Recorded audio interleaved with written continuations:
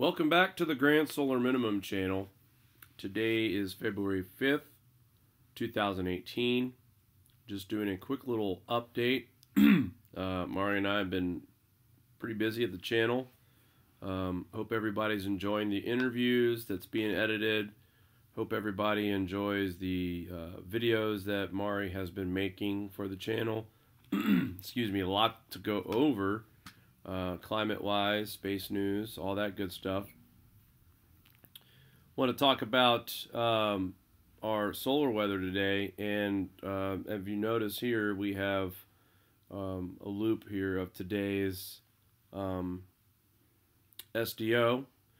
AR2699 is right there in the eastern limb. What's impressive about this, and I've been watching it all day, and this has probably been the most activity that we've seen from our sun since September as far as sunspots crackling with solar flares. And it states here that sunspots are at a 10-year low. A new sunspot group is emerging near the sun's eastern limb, though, with a primary dark core larger than Earth and more than a dozen smaller magnetic condensations trailing behind it. AR2699 stretches more than 75,000 kilometers across the sun's surface. Now, it has been putting out B and C class flares. Those are very minor. Nothing to really worry about. Sunspot number 11. KP indices kind of gone up a little bit today. They're sitting at 3 at 24-hour max and 3 for the overall for the 24-hour. And then the SDO, not really displaying any large coronal holes is today as well. The typical northern hemisphere of the sun with the massive polar coronal hole. Other than that, nothing really to speak of as far as solar weather goes, but just interesting to see these sunspots emerging here lately. The last two lasted for about a day. This one right here is very, very active. I'd be shocked to not see this one make it from the east to the western side of the sun. So we'll keep our eyes on that, see if we get any solar activity out of this, a geomagnetic storm. The proton flux has been reflecting what we're reporting right now. It's, like I said, B, C class minor solar flares right now. So nothing terrible as far as to report on with solar wind speeds. They're sitting at 426 kilometers per second with a density of 6.5. So typical stuff here that we see in the minimums. The grand solar minimum, obviously very low solar activity. Today's weather update, what I saw in our local forecasts in the northeastern part, in the Midwest, Ohio, Indiana, Kentucky, you guys are going to see some snow. We are going to see some snow here in the Northeast. And basically, like I'd said before, that pattern that's setting up in the Northwest, the jet stream goes all the way dipping down to Texas. So all the moisture shoots down what I call like the jet stream slide, and then fires back off through the Midwest and up into the Northeast and out to the Atlantic. So again, we had some snow on the way for the weekend. It didn't really materialize as big as people thought. There was a lot of discussion about a monster snowstorm on the 3rd and 4th of February, and I think that kind of fell apart. Excuse me. And then, of course, we got a snowstorm again tomorrow, Tuesday, into Wednesday, into Thursday. That should bring some significant snowfall to most of the region in the western and the eastern part of the United States. But with all that said, Mari has put up videos after video after video of updates on worldwide weather records being broke. We put up a video yesterday about Moscow picking up a lot of snow in one day. There's rivers overflowing, the Seine River last week, or the Seine River, I'm sorry.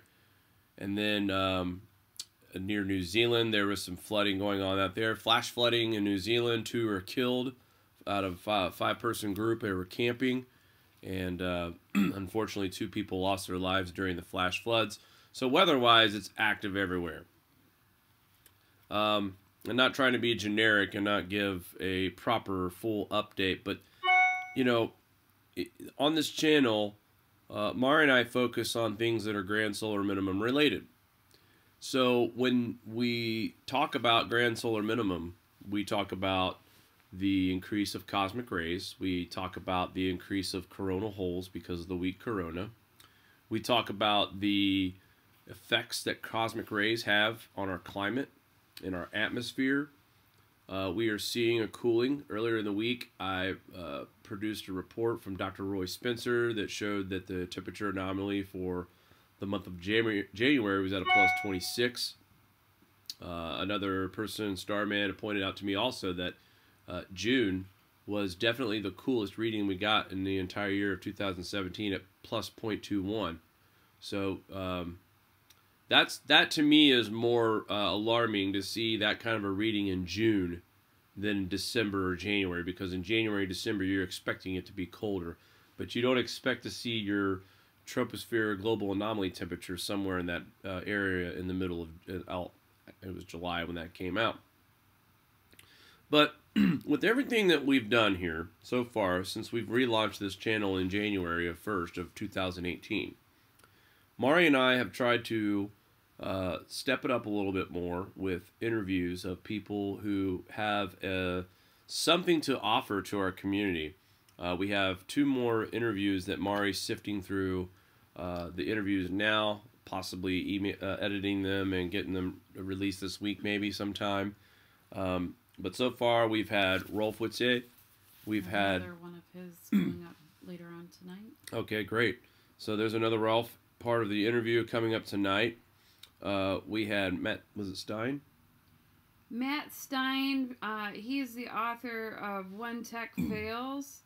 Really great guy. Lots to offer the community when it comes to prepping. He has written the Bible for prepping and survival skills. Really excellent interview. We spoke with him last week. We had like 5 interviews last week. Well, so yeah, and then so we got information coming from that, and then we also talked to Sasha Dobler. About the minimums, right, with correlation to plagues and that kind of stuff as well. Well, and what we found out in that interview too is that, you know, he wasn't particularly saying that every minimum has a plague attached to it, but there are some that have had plagues attached to it. But the reason why I bring this up is because there was there was 2 people that we talked to that have the same opinion about the Milankovitch cycle. And David Dilley and Rolf Witze, both of them were the ones that surprised me and Mari the most with their answers. Now, the reason why I think they're saying this is because the Milankovitch cycle is so long. And guys, I don't know if you noticed this, but some of these charts that are going around that are showing the temperature drop from the Milankovitch cycle, if you look at these charts, they are rated in thousands of years. And my point here... I don't know if I have a chart I could put up real quick to show people. Well, the point I'm making is that Rolf and David both pretty much said that the Milankovitch cycle does not affect this current grand solar minimum. And the reason why they say this is not because they're denying the Milankovitch cycle, but because of how long the cycle takes for the Earth to get its furthest distance away, of the way they broke it down. Folks, we're talking tens of thousands of years before we are in the peak of this Milankovitch cycle. So I think that Dilley and Witze both believe that there is cooling that is involved with Milankovitch cycle, but none of us are going to be here to see it. Nobody. I mean, we're talking tens of thousands of years. And Mari, the reason why I'm bringing this is because my impression until this last week was that the Milankovitch cycle is going to deepen this grand solar minimum. But that's not what we're finding out, is it? From my research, no. There are a lot of factors. It's interesting to hear people's opinions when it comes to it. You have so many different factors that play into our basic cooling trend right now. So,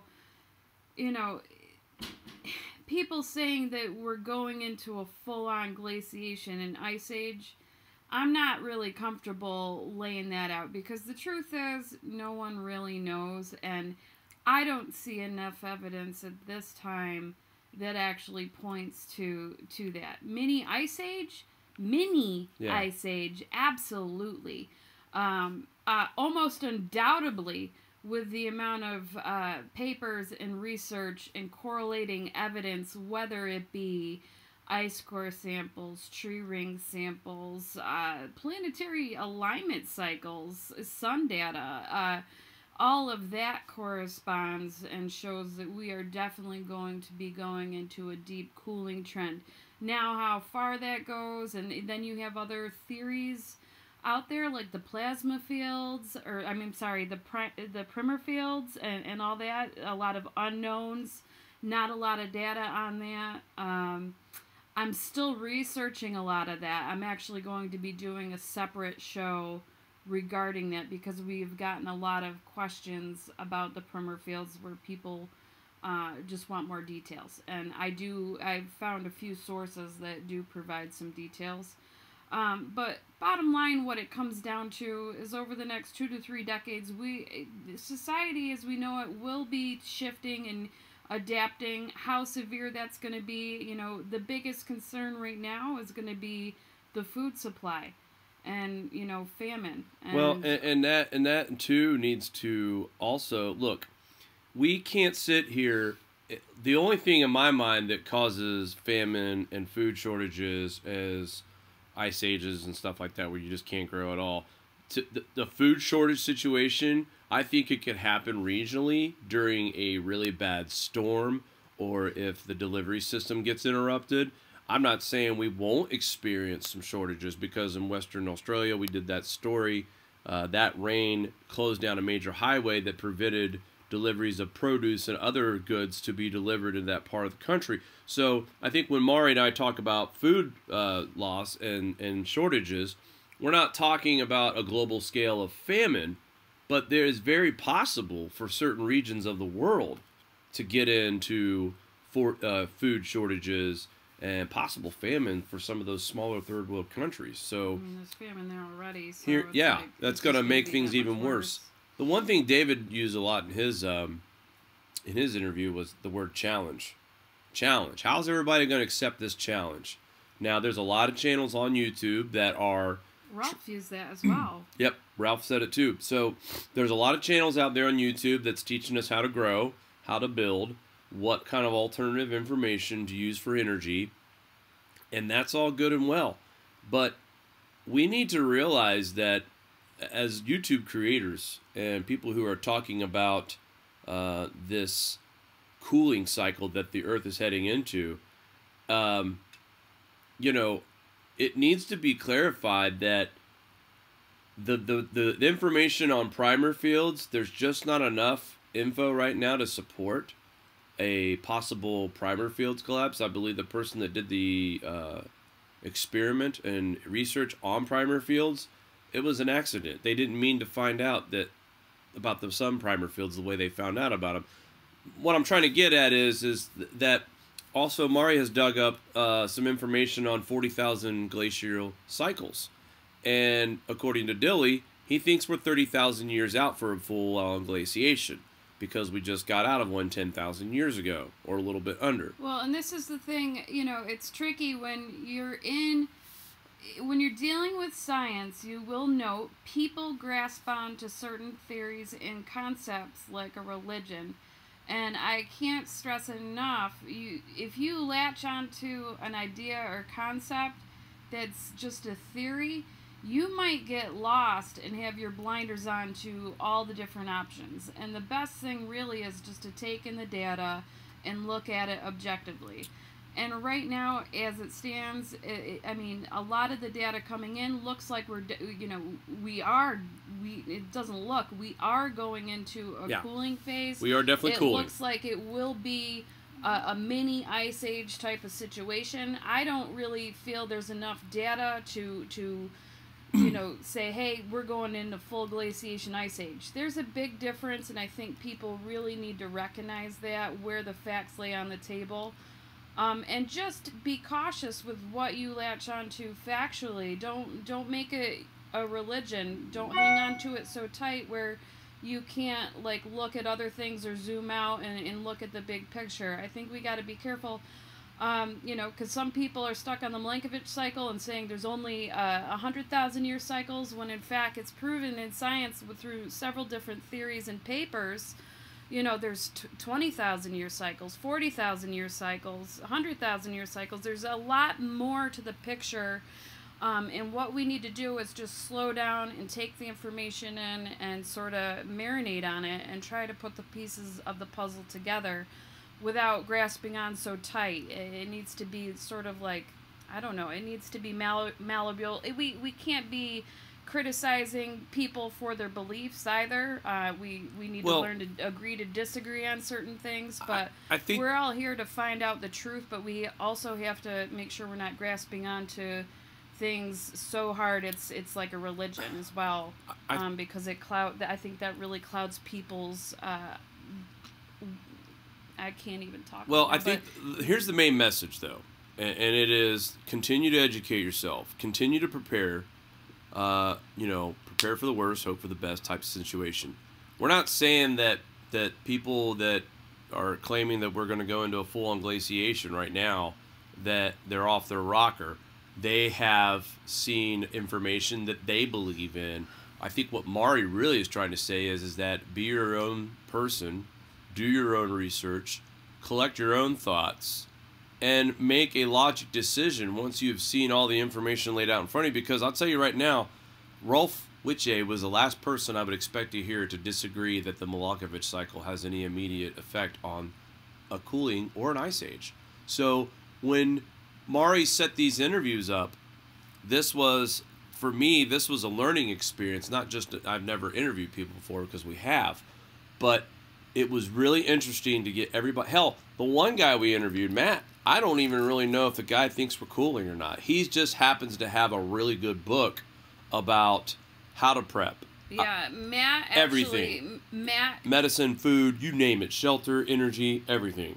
Matt covers in that book, I think he covers treating the planet nice and CO2 emissions, but I think he got caught up in the mix of the whole hype of that. But his book, over the whole book, grand scale, when it comes to prepping and survival skills, is absolutely fantastic, and he is such a great guy. I'll probably have him on a couple times to cover all different sorts of topics, because he is a wealth of information. One thing I want to mention is the mentality. When you're dealing with a topic like this, and there's a lot of unknowns, and people do sometimes get consumed with fear. Fear is paralyzing, and also fear breeds hatred and all that, and a sense of hopelessness for society. I believe as a human race, we have time to, with the right mentality, make change and difference. I think the more people that are educated and aware and prepared, it's not going to be as hard of a transition to adapt. And I think it's very important, not only as YouTube channels trying to spread the awareness, but individual viewers spreading the awareness, that the more that we share this information and we show compassion and love for humanity, that transition, we're going to have to come together. We all have to come to this realization. Society en masse is sort of taken for granted for what they have. Local farming is like a thing of the past. We have to sort of, it needs to be like a renaissance.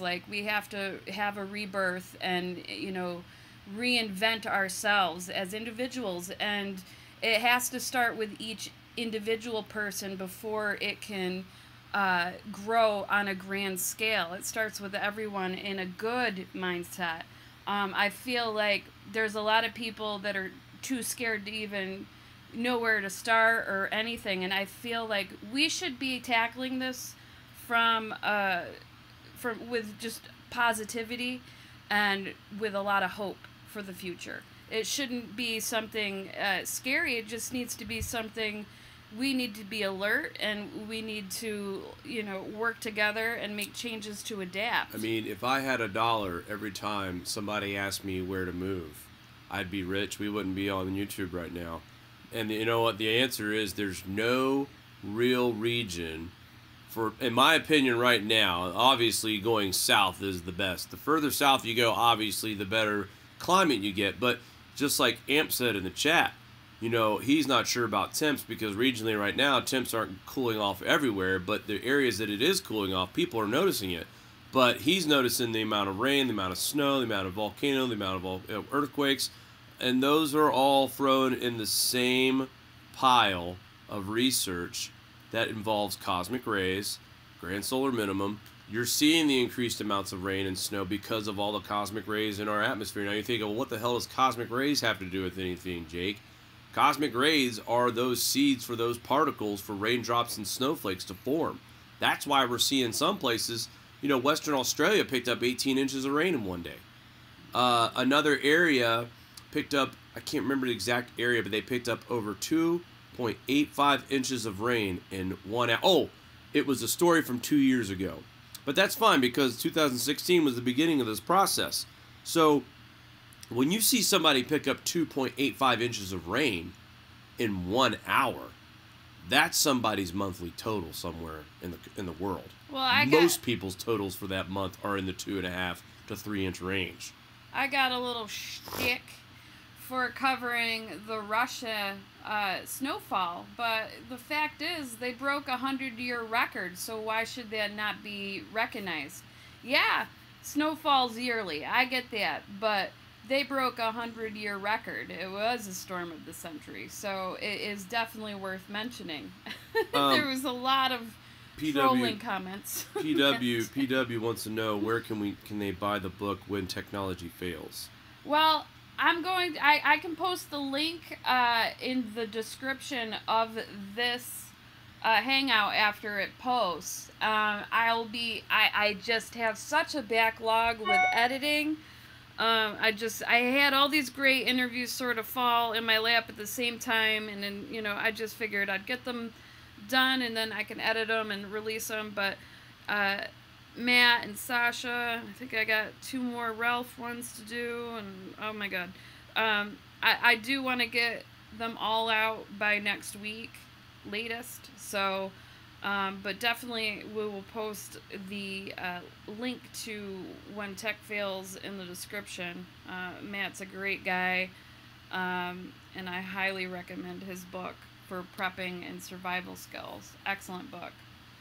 Amp put, he'd love to see a book from us, but I tell you what, if Mari and I wrote a book about the grand solar minimum, it would be factual, and it would also be a way of how to handle, because I think there's so many things that we're covering on our GSM community, and the one thing that people aren't talking about, and I think it's something that Mari and I will get into, maybe we'll do a video one day about cosmic rays and its effects on health, but nobody's talking about the stress that grand solar minimum causes, not just the effects from the weather, but the after effects from the weather, where you have a storm where the power goes out, or maybe there is a food shortage where you live, or maybe the flooding is just redoing your entire geological layout. There is so much stress and mental anguish that comes along with any kind of natural disaster, and to think that for the next several decades, we're going to be experiencing, this summer with $306 billion worth of damage between 4 hurricanes? I hate to be banging on this drum, but that's going to grow. We're going to continue to see these strange storms dropping 50, 60 inches of moisture at a time, or tearing up cities, or God bless Puerto Rico, they're still without power down there. 40% of the country is still without power, and this storm happened back in September. So Well, I saw I don't have my phone on me right more. My phone died, so I'm not in the chat anymore. I saw someone mention Thunderbolts Project. You know, they have some great content on there. I will agree with you on that, Thunderbolts. Yeah, if you're into the electric universe and you're trying to learn, there's no better place to go to for information about the electric universe than Thunderbolts. With that being said, though, Mari and I will say that I'm more of an electric universe type theory person, but I will say this. There has been a couple people, Zarkova, and I can't remember the other person who believes in the dynamo theory, and I think Mari and I would love to try to find a way to hook back up with Zarkova. To the dynamo theory, I think. I don't know. I just want to look. Here's the grand solar minimum. We're just going to unturn every rock. That's I think the best way to do it. So I might have Zarkova on again to actually talk about that with us. Because there's a few people that actually use that dynamo theory. It's just interesting. It's like an off topic, but when we have Old South Farm asking, you know, what to expect, where to go. I mean, we only know what to expect from looking back in history.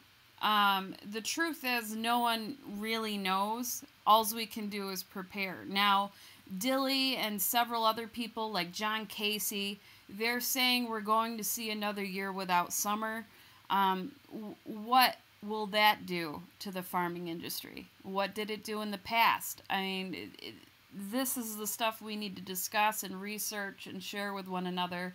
So when and if it does happen, which the probability of that actually happening another year without a summer is pretty high, especially according to John Casey and David Dilly. Well, we're due for a big volcano. As soon as a big volcano goes off, I can guarantee you we're going to see it. And then, then you have to question, you got a whole year without a summer, what's that do to the food supply? That's an instant, eye-opener right there for people. David Dilly, reiterated, people this day and age, they don't remember what it's like, going through those cold times, that hard weather and all that. So if we can't learn from our past, we will be in trouble, but we have time to discuss what challenges. I mean, I hope I'm wrong with this, guys, too, but I don't think it's going to be as dire.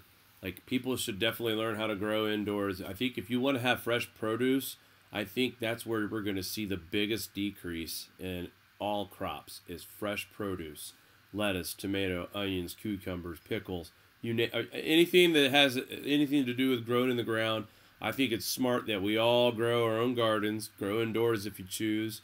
If you might have to, it just depends on where you live. But, I haven't seen enough information that's concrete that says we need to be ready for a full-on glaciation because it's coming very soon. I have not seen that proof. I've just seen a lot of theories. So in the meantime, we're going to continue to give you guys great content. We're going to continue to cover all the extreme and world weather. We're going to monitor global cooling. We're going to monitor stock market and crop losses and all that stuff. We're just telling you guys tonight that here at this channel, we're not going to, even if we catch on to a theory, we're not here to push this on you guys. We're here to educate. We're here to hope that we can help you guys out with figuring this out for yourself. What's right for you? Because not everybody has the money to move right now. Not everybody has the money to start a greenhouse or build this or build that. So you have to do what's right for you at this point. It's nothing that we can tell you where to move to or what to grow. All you can do is just be a sponge and get all the information about the grand solar minimum that you can and go from there. And the rest should come to you if you're a well-rounded person who's aware and educated about this. You're going to be fine. Our ancestors in the 16, 17, and 1800s survived this. We're going to survive this. We're going to get through this. I have faith in humanity.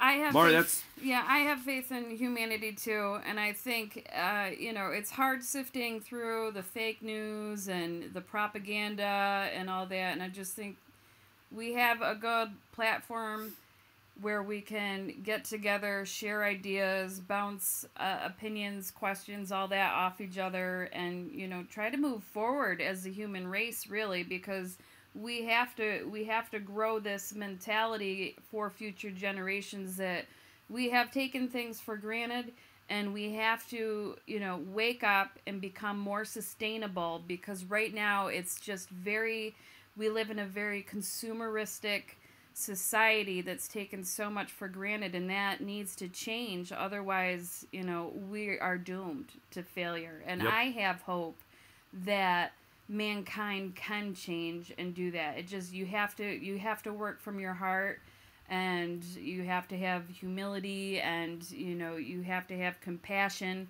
for your fellow mankind. So I don't know. See, one more so thing before I Yeah. wanted to wrap this up real quick because we've been on for 30 minutes. But Old South Farm, it says, I'm just afraid of being a target and being killed for what little food I have stored. This is why Mari and I jumped on tonight, and we basically, I think we're going way too far.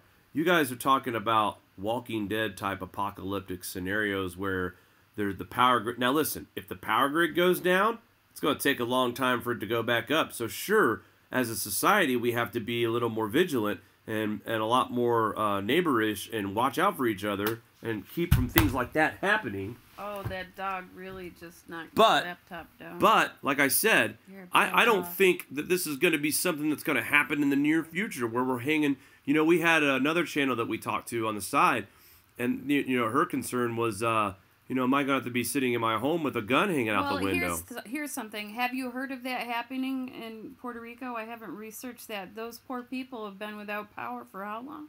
Well, I mean- think there is crime rampant right But, now. I mean, is it bad? It's corrupt. So, I mean, There's some very corrupt things going on in Puerto obviously Rico right now. you're going to deal with the a-holes Sure. with society, but They said it best in Spaceballs. We're surrounded by assholes. Okay. you have to prepare for the worst and hope for the best. You know, and I just think if people have that hopeful mindset and can spread that throughout our communities, it's easier said than done.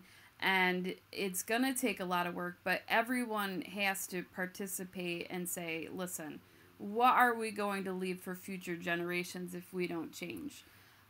Some people are going to understand it and latch on. Some people are not, and I believe the people that get what we're saying, they're going to be the ones that are going to have success and be okay. You just have to have like a blind faith and know that. I think people in their mid-30s and up are not going to be alive to see a full-on glaciation. That's just my honest opinion. Anybody at the age of 30 and up, I don't think we're going to see a full-on glaciation. I think we're going to see the coldest climate we've seen in this planet in a long history. But I don't think we're going to see that big ice age coming down and freezing everybody off, and everybody has to move to Mexico and you know, hunker down in huts. I haven't seen enough evidence for that. I haven't either. All I've seen is a bunch of people talking about it. There is some theories that I mean, I'm desperately looking for more information on.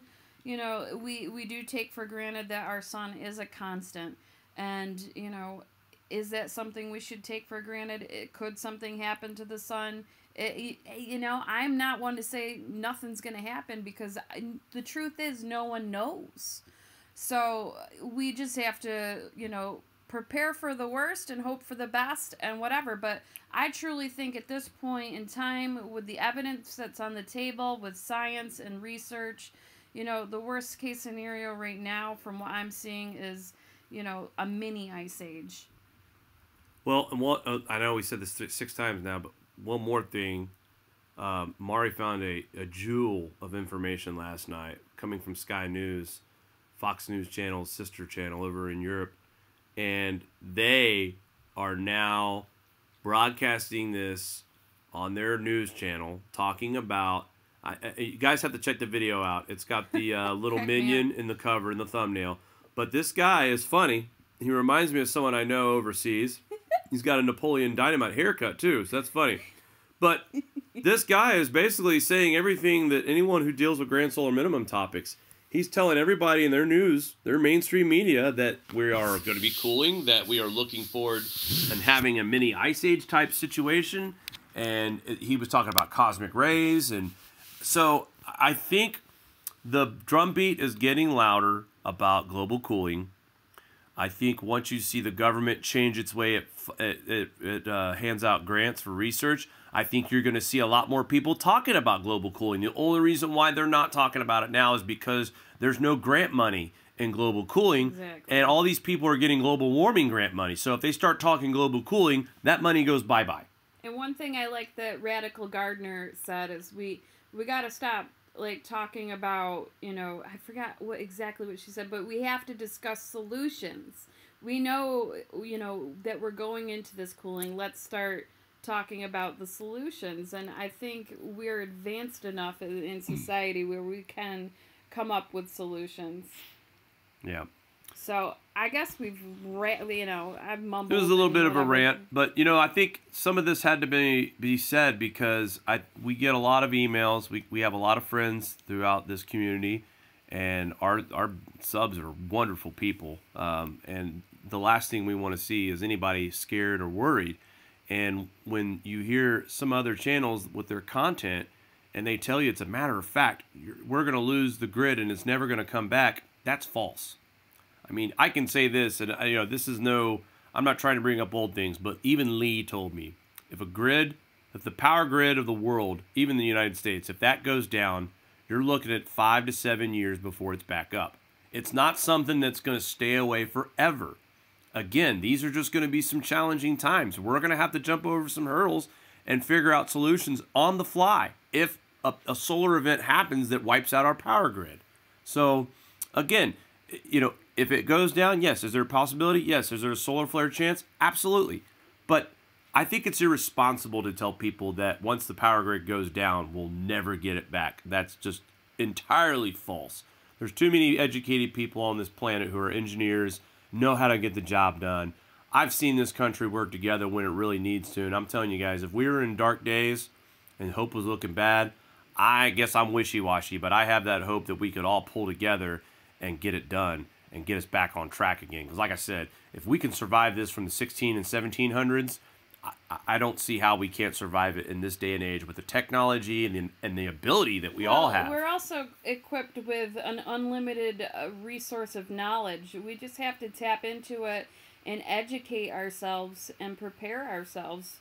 The one scary thing, you know, with me is the society, they just take it for granted. I don't think most people know how to start a fire, let alone, you know, like just basic survival. Buy a homesteading book. Water, you know. Buy a homesteading book. Yeah. Start with that. If you guys really want to do something for yourself, it starts with not just watching us or any other channel on YouTube that has great information, but you really have to pick up a book and see it for yourself. You know, put your hands on it. You got to pick up more than one book. There's so many good books out there.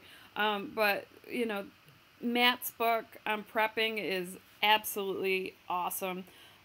There is a homesteading book I will share with you guys as well. I'll do that. I also recommend locally buy your local atlas and stuff, which normally gives you places to hunt, shows you your ponds, what kind of fish is in there, shows you where your hunting sources are, just to have on hand, you know, just to have it, peace of mind's sake. So, that's it. We have so much more content when it comes to interviews, and I got a couple different educational videos on the Grand Solar Minimum I'm putting together. So just stay tuned. If you guys need if you have any questions, you can just leave it in the comments or email us, and we will... Airdrop 1 made a really good point with the cold weather that we've had in the north this year. Think about next winter when it gets colder and more snow. If you think the power grid's struggling right now, he's right. We might have brownouts, blackouts in the wintertime, because I've already seen a lot of reports about heating bills being skyrocketed everywhere. So, but yeah, Mari and I, we've got a lot going on with this channel. Wow, lots of content. There was another question about nuclear plants. I think that could be a show by itself. So maybe we'll look into the field a little bit and see if we can find someone who's an expert in nuclear power plants and ask the question, what happens if an entire country goes down and all these nuclear plants are no longer... I mean, I know they got generators that'll supply them for a minute, but how long does that last? So Lost Horizon, I agree. She says we need to enable our own ability to grow healthy food anyway, ensure non-GMO and organic. You know, corporations have taken over the agriculture in this area. Local farmers who just want to grow like organic, pesticide-laden food, they make it almost impossible.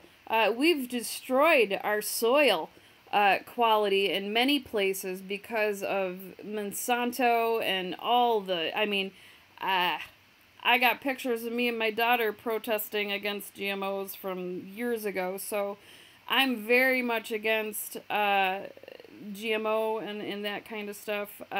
We have to get back to our roots, support our local farmers. It's not anything that's going to happen tonight. That's why everyone needs to make a conscious effort into making this shift into the future. It has to be a individual, like a conscious shift. So you guys have a great night. Yep. We'll talk soon. We'll get more videos out and more interviews, and we'll do another update probably tomorrow or Wednesday. I'm sure Wednesday with the snowstorm going through the country, we'll have a lot to talk about. So, guys, take care. Thanks for stopping in and listening.